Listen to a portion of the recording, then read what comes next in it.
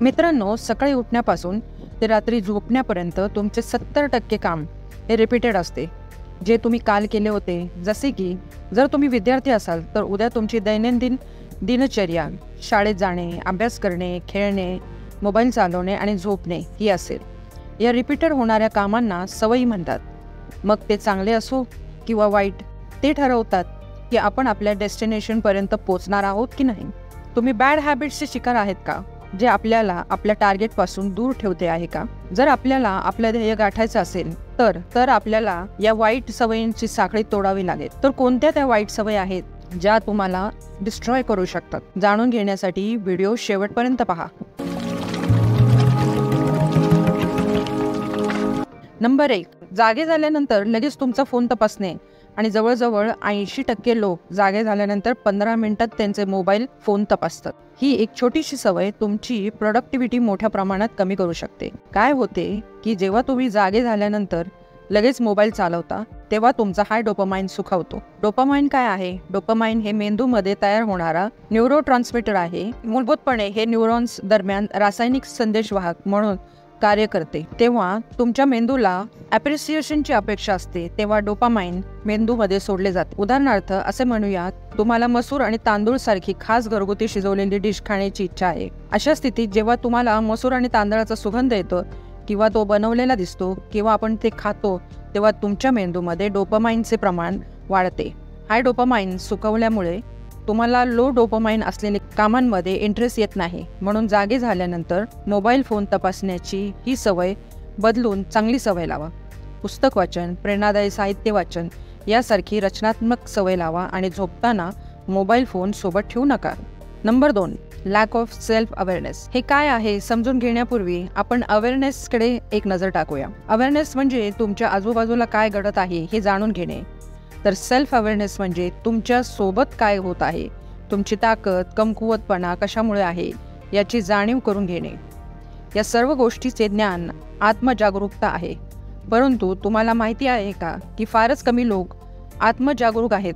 होय, बरेच लोक म्हणतात की माझा वेळ कुठे जातो हे मला कळतच नाही. मी अभ्यासाचा विचार करतो परंतु मी करू शकत नाही. मी एक ध्येय निश्चित करतो, मी ते साध्य करू शकत नाही. या सर्वांच्या सर्वात मोठ्या कारणांपैकी आत्मजागृतीचे अभाव आहे. तुम्हाला स्वतःला क्रॅक करावं लागेल. जर तुम्ही तुमच्या आयुष्यातील प्रत्येक सेकंदाचा हिशोब करण्यास सुरुवात केली तर तो दिवस दूर नाही असणार जेव्हा लोक तुम्हाला तुमच्या आयुष्यातील प्रत्येक सेकंदासाठी लाखो रुपये देतील. नंबर 3, ब्लेम गेम, दोषारोप खेळ. बहुतेक लोक दोषारोप खेळ खेळतात. मी पैसे कमवू शकत नाही कारण त्याच्यामुळे, मी हे करू शकलो नाही त्याच्यामुळे. अशा प्रकारे जेव्हा तुम्ही तुमची चूक लपवण्यासाठी इतरांना आणि तुमच्या परिस्थितीला दोष देता तेव्हा त्याला दोषारोपांचा खेळ म्हणतात. तुम्ही कोणत्याही पराभूत व्यक्तीकडे जा, त्याच्याकडे कारणांची यादी असेल. या कारणांमुळे मी यशस्वी होऊ शकलो नाही आणि ते कोणालाही कन्व्हिन्स करू शकतात. पण तुम्हाला स्वतःला कसे कन्व्हिन्स कराल? आरोप प्रत्यारोपाचा खेळ खेळून तुम्ही स्वतःची फसवणूक करत आहात, इतर कोणाचीही नाही. दुसरीकडे ज्या लोकांकडे काहीतरी मोठे करण्याची आग असते ते परिस्थितीला सक्तीने त्यांच्या बाजूने येण्यास भाग पाडतात.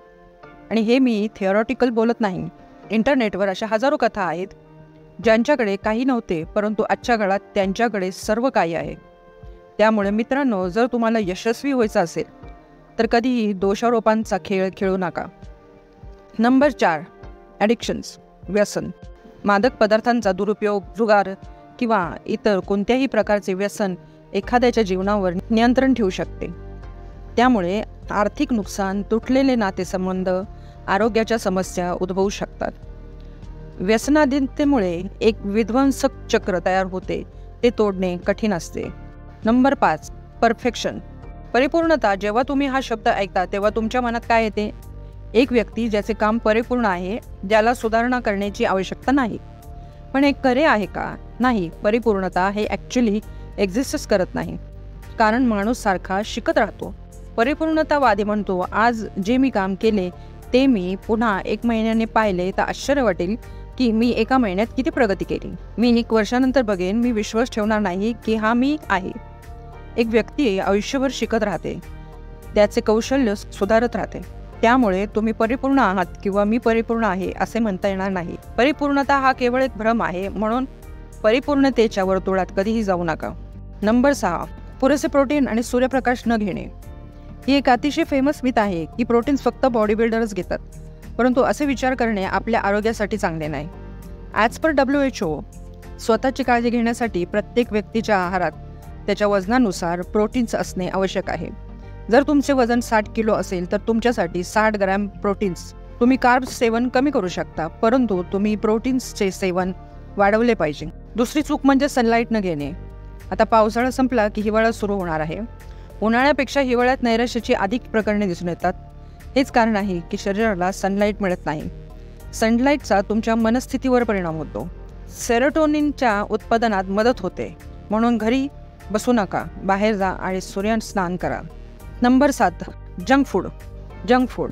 मित्रांनो, जर मी तुमच्या एका बाजूला फळे, भाज्या आणि शेंगादाणे आणि दुसऱ्या बाजूला समोसे, कचोरी, पिझ्झा, बर्गर, सर्व मसालेदार पदार्थ ठेवले तर तुम्ही कोणत्या खाण्यास प्राधान्य द्याल? तुम्हाला तळलेले अन्न खाण्याची इच्छा होणार यात शंका नाही, परंतु असे करणे म्हणजे आजाराला आमंत्रित करण्यासारखे आहे. सध्या तुमचं वय कमी आहे. जर तुम्ही आत्तापासून तुमची टेस्ट बदलली, फळे व भाज्यांवर भर दिला, दीर्घकाळासाठी खूप फायदा होईल. Number 8, living in comfort zone. मित्रांनो, प्रत्येक माणसाचे एक कम्फर्ट झोन आहे. तिथून बाहेर पडून ॲक्शन घेणे फार अवघड गोष्ट. कम्फर्ट झोनमध्ये प्रत्येक गोष्ट प्रेडिक्टेबल असते, परंतु जर तुम्हाला ग्रो करायचं असेल, जीवनात पुढे जायचं असेल, कम्फर्ट झोनमधून बाहेर यावे लागेल. तुम्हाला ज्या गोष्टींची भीती वाटते त्या गोष्टीला फेस करा. ज्या गोष्टींचा तुम्ही सामना केला नाही त्या गोष्टींचा सामना करा. तीच गोष्ट करा जी तुम्हाला आयुष्यात करायची होती. नंबर 9, ज्या गोष्टी खरेदी करण्याची गरज नाही त्या गोष्टी आपण खरेदी करतो. मित्रांनो, वॉरन बफे म्हणतात की जर तुम्ही अशा गोष्टी खरेदी केल्या ज्यांची तुम्हाला खरोखरच गरज नाही, तर अशी वेळ येईल जेव्हा तुम्हाला खरोखरच आवश्यक असलेल्या गोष्टी विकाव्या लागतील. जेव्हा तुम्ही पैसे कमवायला सुरुवात कराल किंवा तुम्ही पैसे कमवत असाल, तेव्हा तुम्हाला देखील नवीन नवीन वस्तू खरेदी कराव्यासं वाटतील. मी आयफोन घेतो किंवा मी हे विकत घेतो किंवा मी ते विकत घेतो. तुमच्यासाठी खरोखर काय महत्त्वाचे आहे हे तुम्हाला ठरवावे लागेल. तेच तुम्हाला विकत घ्यावे लागेल. शोअपसाठी पैसे वाया घालवू नका. नंबर 10, बॅड कंपनी, वाईट कंपनी. मित्रांनो, संगतीचा खूप मोठा रोल आहे आयुष्यात. जसे तुम्ही लोकांसोबत राहता तसे तुम्ही बनता. तुम्ही त्या 5 लोकांपैकी सरासरी आहात ज्यांच्याबरोबर तुम्ही तुमचा बहुतांश वेळ घालवता. तुम्ही ज्यांच्याबरोबर वेळ काढत आहात ते लोक जर महत्त्वाकांक्षी, समर्पित, ध्येयासाठी डेस्परेट असतील तर तुम्ही देखील त्यांच्यासारखाच विचार कराल. म्हणून तुमचे मित्र काळजीपूर्वक निवडा. कमी मित्र बनवा, परंतु चांगले मित्र बनवा. मित्रांनो, मला या 10 सवयी ज्यापासून तुम्ही लांब राहिलं पाहिजे शॉर्टमध्ये सांगते. तुम्हाला जागे राहिल्यानंतर लगेच मोबाईल चालवायची गरज नाही. Lack of self awareness, blame game, दोषारोप खेळ खेळू नका.